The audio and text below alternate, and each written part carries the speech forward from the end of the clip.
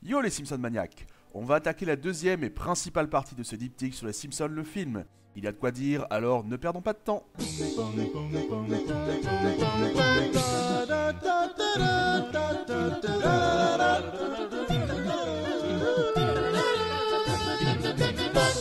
On en était resté au début de la production visuelle du film. Comme j'ai dit, elle commence relativement tard. Et chose folle, les révisions de ce script sont très nombreuses en cours de production.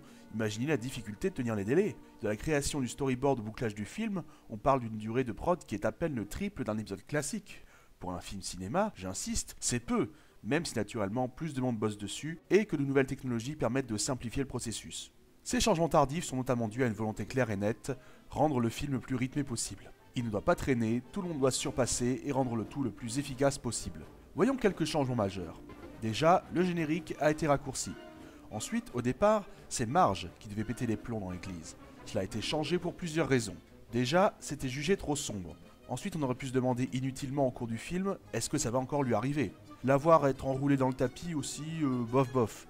Et que personne dans la famille ne prenne au sérieux ce qui lui est arrivé ne collait pas, alors que c'était logique qu'on ignore grand-père et ses histoires farfelues. Puisqu'on en est à l'incident dans l'église, une scène coupée, absente des DVD, se produisait. Marge retournait à l'église pour enquêter sur l'incident avec grand-père. Le révérend Lovejoy lui disait « Vous savez, ici, il y a une entité qui sait tout et qui voit tout. Le système de vidéosurveillance de l'église. » Et ainsi donc Marge pouvait revoir l'incident avec grand-père, ainsi que Moe faisant les poches des paroissiens, mais tout ça prenait trop de temps quand la scène alternative avec le vendeur de BD était bien plus vite expédiée. On peut tout de même en voir un tout petit instant dans le trailer. Il suffit de voir les scènes coupées pour voir que celles au rythme plus posé ont été écartées. Regardez celle avec Russ Cargill qui, elle, est disponible dans le DVD. Ah oui déjà, ça c'est l'ancien design de Russ Cargill. Il faisait au départ moins menaçant que le Russ Cargill final, c'est pour ça qu'il a été remplacé. Quitte à vouloir un méchant menaçant, dommage qu'ils aient laissé tomber l'idée de faire revenir Hans Scorpio qu'ils avaient un temps. Bref, Russ Cargill change de design aux grandes dames de Burger King qui avaient déjà des tonnes de figurines basées sur l'ancien design. Tu m'étonnes qu'ils aient été mécontents. Et donc je reviens à la scène à la Maison Blanche avec l'ancien Cargill, elle peut faire sourire selon moi, mais son gag principal s'étire trop, ce serait vraiment faire retomber le soufflet. Même les mouvements des personnages lors d'actions ordinaires sont rapides, bim et vas-y que je marche super vite. On aime ou on n'aime pas le film, mais au moins ils ont écarté plein de choses qui étaient nécessaires de ne pas garder selon moi. Les gags à rallonge qui irritent les fans dans certains épisodes, c'est non. La comédie musicale qui avait été envisagée un temps avant d'être progressivement abandonnée, merci beaucoup, c'est non. Un film d'animation sans chanson, bien... Un concept trop éloigné de la série comme Matt Groening qui a envisagé de faire une parodie de Fantasia, Simstasia, non plus, bien. Peut-être est-ce que la scène de sexe entre Homer et Marge à la Disney est une sorte de vestige de cette idée. Alors bien sûr, dans beaucoup d'épisodes, on peut trouver des infos de ce qui était prévu au départ, et qui a été changé au final, mais pour le film, il y a beaucoup plus d'infos dispo un peu partout, et c'est là qu'on voit avec quel soin du détail le film a été fait. Toutes ces petites choses qui ont été changées, des choses qu'on noterait à peine si on voyait telle scène avant et après changement. Par exemple au départ, Homer voulait aller en Alaska car il voulait aller dans la ville d'Homer en Alaska. Après, je reviens sur ce qui a été coupé, d'autres passages l'ont été alors que ça aurait pourtant pu être sympa. Yona Lutz devait au départ faire une petite apparition parlée en utilisant une archive audio du regretté Phil Hartman. Quand Homer va jeter le silo, une foule de panneaux essaie de l'en dissuader. Et au départ, Lenny avait suivi l'expédition punitive contre Homer dans la foule, comme ça, sans vraiment savoir pourquoi. Ils ont coupé ce petit passage pour qu'il soit finalement en colère comme tout le monde. Mais j'ai l'œil, moi, et j'ai quand même remarqué un plan très bref où ils ont oublié de changer l'expression de son visage. On le voit toujours l'air très concerné. Ce passage sur la foule justement est assez épique. Techniquement, ça n'a certainement pas dû être le plus simple à faire, et il peut flatter l'ego des fans qui sont gâtés au niveau trombinoscope. À peu près tous les personnages vus dans la série possibles et imaginables ont été mis. Pas seulement dans ce passage du reste. Toutes les scènes de foule du film, vous verrez très rarement un personnage random et inconnu. Tout connaisseur de la série reconnaîtra les visages. Ils se sont cassés la tête pour nous faire plaisir, et pour se faire plaisir avec des passages compliqués, comme la maison des Simpsons qui s'écroule. Alors bien sûr, on peut relever ça et là des petits défauts, genre des gags déjà utilisés comme Homer et la boule de démolition, ou Ken Brockman qui se fait tirer la peau. Des choses pas dérangeantes mais surprenantes comme Cletus qui a 2 moments de gloire quand d'autres personnages plus importants sont plus en retrait. Ou bien Ned Flanders qui apparemment a passé des heures dans le Krusty Burger. Et puis, le final contre Russ Cargill aurait pu être plus développé, outre le fait qu'il n'a guère de sens. Je sais que... Les cartoons, ça va pas être logique. Il a raison, petite. Mais enfin, pourquoi est-il dans cet état? Pourquoi est-il comme par hasard l'endroit précis où Homer et Bart ont atterri? Pourquoi et comment Maggie a pu rejoindre cet endroit quand, une minute plus tôt, montre en main, elle était dans les bras de Marge à des kilomètres? Et elle sauve Homer et Bart et bye bye. Mon travail ici est accompli.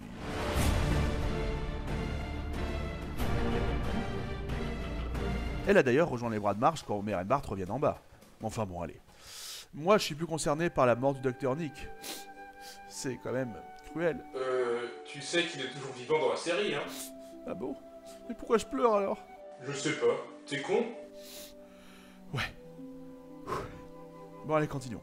Ce ne sont ni Dali Elfman, ni Alf Clausen qui héritent de la musique du film, mais le célèbre Hans Zimmer, d'où une différence notable question musique. Lui et ses assistants ont d'ailleurs traduit la chanson Spider-Pig en 32 langages différents pour la même chorale qui interprète chacune des versions internationales. D'ailleurs, l'hallucination d'Homer, ça donnait un moment assez sombre sans musique ou avec un motif plutôt discret. Du coup, pour le rendre plus léger, ils ont eu l'idée de rajouter Spider-Pig en fond. Puisque je parle des traductions, parlons de la VF. Nous avons eu la chance d'avoir le casting habituel de la série. Il était temps car Michel Modo n'était plus parmi nous pour très longtemps encore, un peu plus d'1 an. Nous avons eu le formidable Richard Darbois pour Russ Cargill, et pour Tom Hanks, nous avons eu la chance d'avoir Jean-Philippe Puy-Martin, son interprète habituel, qui est venu prêter sa voix. Alors ça et là, je peux pinailler sur des détails comme Mo, qui devient juste, C'est pour ça que je hais les mômes. ou Homer et son, qui est en VO Dao, me, mais le Dao français qui donne tout, ça l'a zappé forcément. Malgré ces petits détails, je trouve cette VF très réussie. Et puis comme notre jour de sortie des films en France c'est le mercredi, quand aux USA c'est le vendredi, bah nous on l'a eu 2 jours avant les Américains, nananer. Ça tombe bien que le film se termine par une Marseillaise, tiens. Je vous ai parlé de la diffusion en France dans une précédente vidéo, et bien il y a fort à parier que le succès n'aurait pas été si énorme sans l'arrivée de la série sur W9 en 2006, et même M6 quelque temps, avec des diffusions très fréquentes. La série était certes très connue depuis longtemps, mais pas aussi fédératrice quand elle ne passait que sur Canal+. C'était un échange de bons procédés quelque part, la chaîne en diffusant autant la série faisait la pub pour le film qui en retour a éclairé les épisodes de son aura. Le public se presse et la critique sera conquise elle aussi, même les plus réservés, car ne pas plaire à tout le monde, seront loin de parler de catastrophe. Avec 3,5 millions d'entrées en France, le film est le 8e plus gros succès de l'année 2007, ce qui n'est pas un mince exploit quand on sait que tout le monde s'attendait à ce que parmi les films de l'été, Transformers lui mange la soupe sur la tête, quand au final ce dernier a fait presque 2 fois moins d'entrées. Enfin, c'est quand même la honte d'être battu au box-office par Taxi 4, tu trouves pas? Et au final, vu que Ratatouille est sorti une semaine plus tard et que les Pixar sont des rouleaux compresseurs au niveau box-office, des films pour lesquels les parents n'hésiteront pas à emmener leurs enfants contrairement aux Simpsons, y a pas à dire, c'est un joli score. Pour vous donner une idée, rien que sur les recettes en France, le film l'a remboursé pas loin de la moitié de son budget pourtant conséquent. Enfin, quoique conséquent, oui, certes, mais 75 millions, ça reste raisonnable comparé aux autres grosses productions animées de l'année 2007, comme Ratatouille donc, ou Shrek 3. Aux USA, le phénomène est encore plus gros, car la campagne marketing est très efficace, avec des jouets de Burger King, comme je le disais tout à l'heure, des produits estampillés Simpsons sortant spécialement pour le film, en France aussi, comme je vous en ai parlé dans l'épisode sur les produits dérivés, à partir du 2 juillet. Vous avez peut-être entendu parler de quelques 7-Eleven qui ont été transformés en mini-marché. Et ce qui est drôle, c'est que beaucoup des franchisés de ces magasins sont indiens, ce qui devait renforcer l'impression d'être dans un vrai mini-marché. Sachez aussi que si certains produits vendus spécialement pour faire comme le mini-marché ont juste été renommés ou ont changé de packaging, certains ont vraiment été créés spécialement pour, notamment les céréales Krusty-O qui ont eu leur propre recette. La bière d'œuf en revanche ce sera non, car le cœur du type de film ce ne sont pas seulement les adultes. Il est PG-13, soit déconseillé aux enfants de moins de 13 ans, ce qui signifie qu'ils peuvent y aller s'ils sont accompagnés d'un adulte. Pourquoi déconseillé aux enfants de moins de 13 ans ? Eh bien, pour quelques raisons. Déjà, le ton de la série à la base n'est pas familial dans le sens gentillet que revêt habituellement ce terme dans la tête des gens. Mais surtout pour les doigts d'honneur d'Homer, même si techniquement il n'a pas 5 doigts, hein. Et, tenez-vous bien, parce qu'on voit le zizi de Bart. Oui, sérieusement. C'est la pudibonderie des Américains, faut pas chercher à comprendre. Hein. Et le plus dingue, c'est qu'ils craignaient de se ramasser une interdiction au moins de 17 ans pour ça. Non mais franchement. Et enfin, même si ce n'est pas une raison officielle, je soupçonne la Ligue de Vertu et sa bien-pensance entre guillemets d'avoir eu un problème avec le baiser homosexuel des flics. Après tout, Mariage à tout prix dans la saison 16 qui traite de l'homosexualité avait fait passer la classification de PG pour la majorité des épisodes à TV-14. Certains pays ont d'ailleurs interdit cet épisode. En France, en revanche, il n'y a pas eu d'interdiction, même pas de déconseiller au moins de 10 ans, pour la sortie en salle du moins. Cette classification n'empêche pas le film de très bien marcher aux USA, d'avoir des critiques globalement excellentes et de remporter au final 527 millions de dollars dans le monde, soit plus de 7 fois son budget. Il n'y a pas à dire, ça valait le coup. Matt Groening avait prophétisé avant la sortie du film, le film redynamisera la série ou la tuera.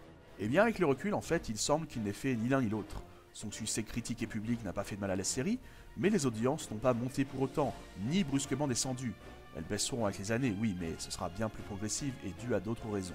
Par contre, la hype du film était à peine redescendue que beaucoup de monde se posait la question, et beaucoup de fans se mirent à la poser ouvertement, sans cesse. et des sites désireux de faire du buzz ou qui par incompétence ont gonflé une rumeur du net ou une déclaration d'un membre du staff, pondirent des articles comme quoi le deuxième film des Simpsons arrivait. Maintenant que 10 ans sont passés, c'est assez facile de dire que c'était prévisible, que ça n'arrive pas, mais vous m'auriez posé la question un an ou deux après la sortie du film, je crois que j'aurais tenu le même discours. Le film a épuisé le staff, donc une bonne période de repos était nécessaire. Ensuite, il leur fallait trouver une nouvelle idée à la hauteur d'un deuxième film.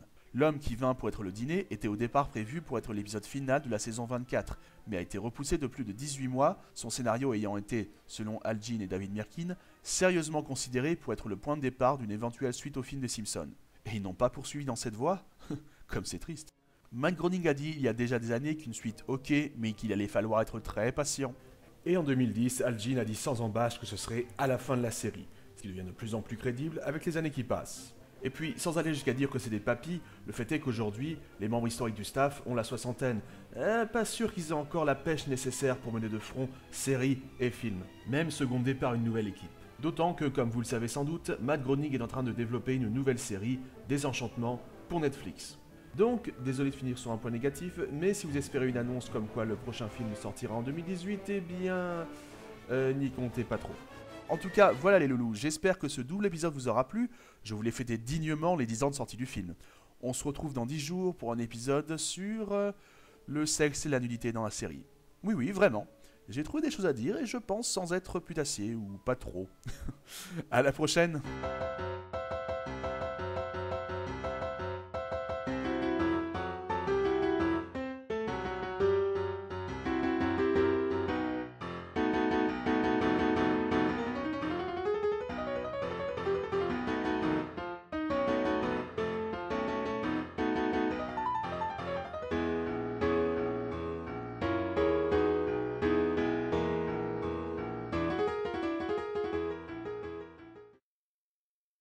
Chut.